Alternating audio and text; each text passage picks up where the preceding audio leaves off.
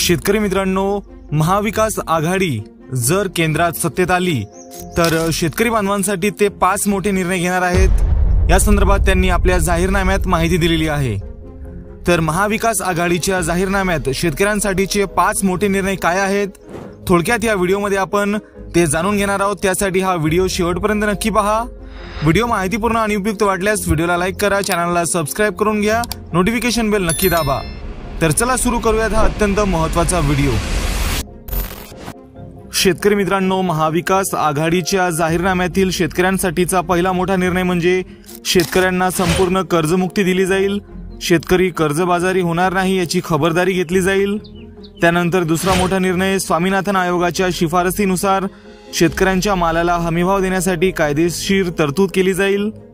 त्यानंतर तिसरा मोठा निर्णय, शेतीसाठी लागणारे बी बियाणे, जंतुनाशके, औषधे, खते, अवजारे इत्यादींवरील जीएसटी पूर्णपणे माफ केला जाईल।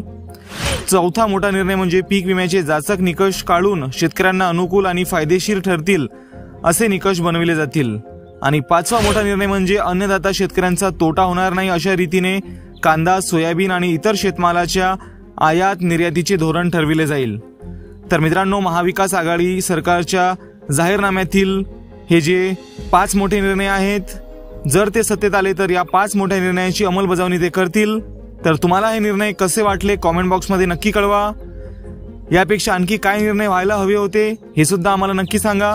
व्हिडिओ जास्तीत जास्त शेअर करा, चॅनलला सबस्क्राइब केले नसेल तर सबस्क्राइब करून नोटिफिकेशन बेल नक्की दाबा। धन्यवाद।